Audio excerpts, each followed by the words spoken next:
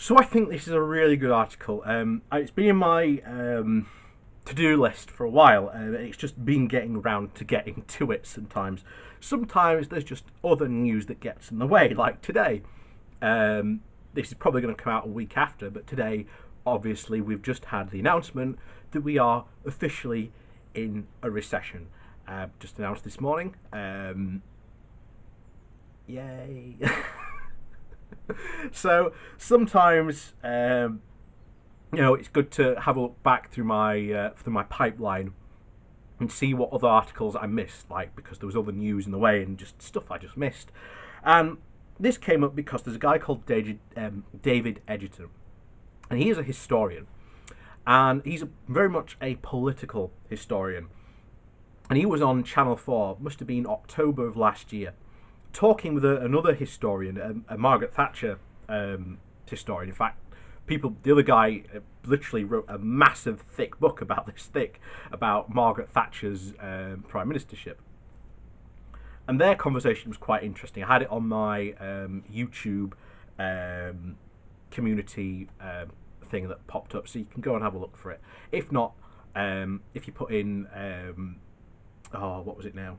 But if you put in David Edgerton, and I'm pretty sure it'll come up here, the Channel 4 news clip of the interview that he did. It's very, very interesting and very, very, very well worth a watch. But we're going to go over his article that he did in The Guardian. At this point, it's about 9 months old, but it's still very, very relevant. So, the title is Brexit is a Necessary Crisis. It reveals Britain's true place in the world. Who backs Brexit? Agriculture is against it. Industry is against it. Services are against it. None of them, needless to say, support a no-deal Brexit. Yet the Conservative Party... Oh, Christ, no. What is this? Oh, go away. Christ, that's one of those weird ads. Anyway, where were we?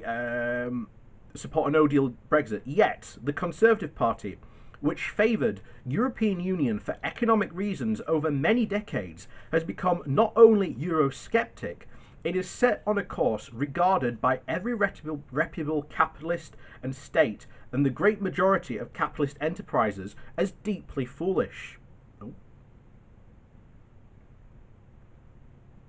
There we go.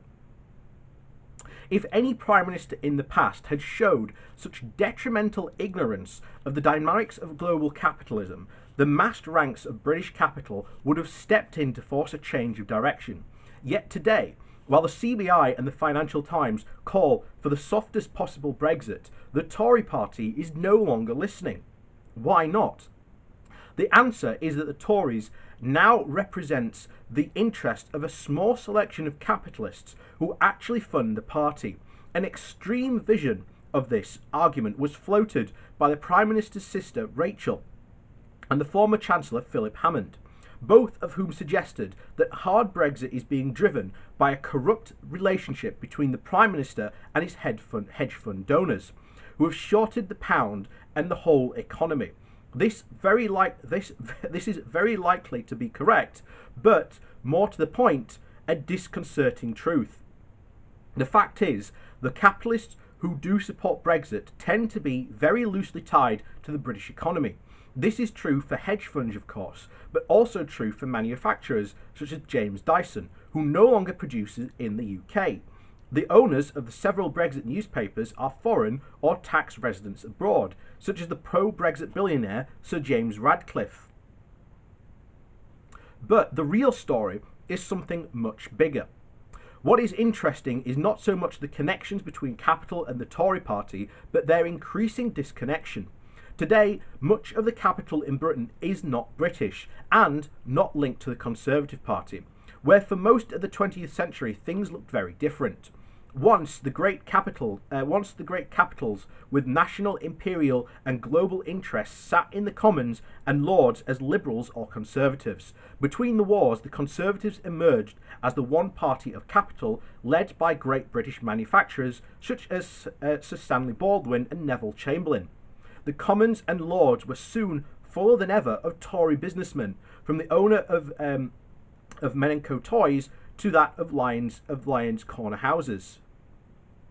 After the Second World War, such captains of industry avoided the Commons, but the Conservative Party was without question the party of capital and property, one which stood against the party of organised labour. Furthermore, the Tories represent an increasing national capitalism, projected by import controls and closely tied to an interventionist and technocratic state that want to increase exports of British design and made goods, and, like companies like Imperial Chemical Industries, ICI, saw itself and indeed was a national champion. British industry, public and private, was a national enterprise. Since the 1970s, things have changed radically. Today, there is no such thing as British national capitalism.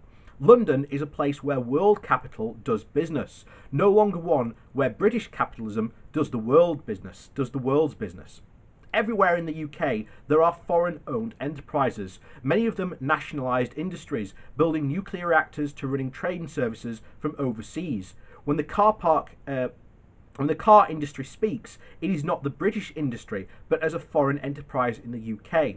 The same is true of many of the major manufacturing sectors, from civil aircraft to electrical engineering, and of infrastructure. Wherever interests of foreign capital, they are not expressed through a national party policy. Most of these foreign-owned businesses, surprisingly, are hostile to Brexit.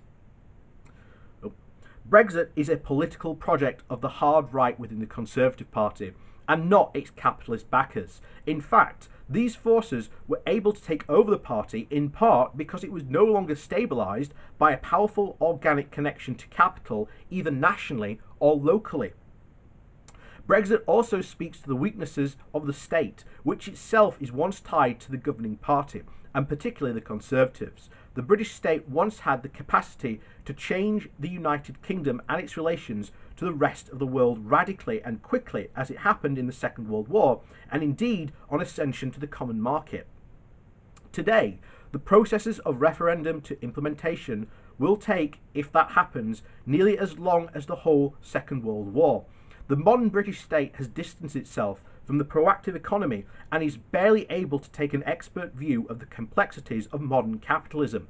This was painfully clear in the Brexit impact sectorial reports the government was forced to publish, where they were intent cut and paste jobs. The state can no longer undertake the radical planning and intervention that might make Brexit work.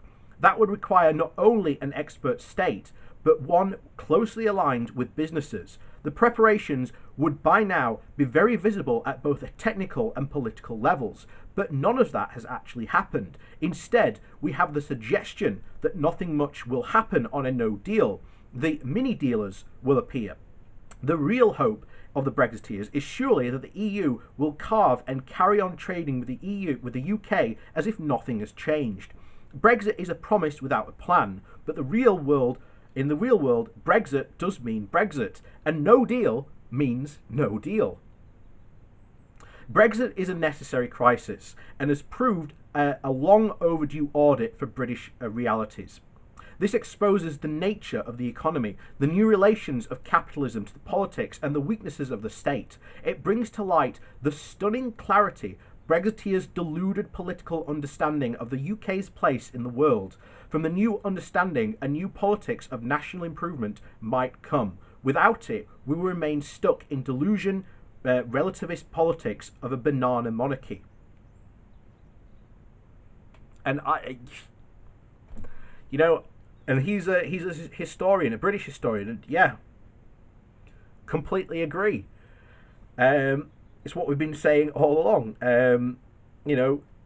The Brexiteers are stuck in this bizarre mindset, and it's bizarre. They don't understand how the world has changed, and yet they want to take Britain back into this time where, again, we had an empire and we had all this stuff where we could literally dictate terms.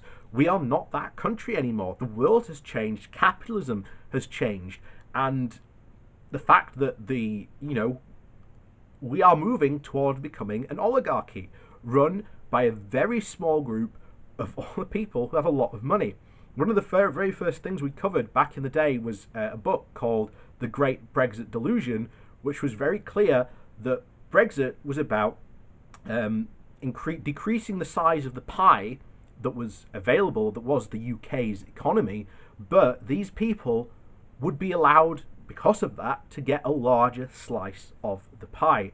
We are going to be experiencing, I've said it, get used to next year, but expect start to see it very quickly happening now. The effects of this recession that is going to take place on us, disaster capitalism. Businesses are going to fail, and they are going to be come in and bought up, or some businesses, because maybe they're not big enough, are just going to die, and it's going to leave hundreds of thousands of people without a job. Not only that, with the corona crisis at the moment also fueling massive waves of unemployment, this is just going to be a crisis compounded upon another crisis. And the last thing we need is a no-deal Brexit foisted on us on top of that.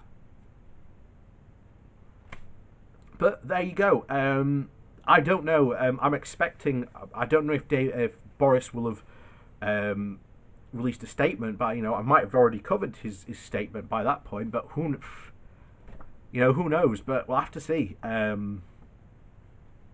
Hard times indeed coming for the UK, and none of them are going to be good. None of them.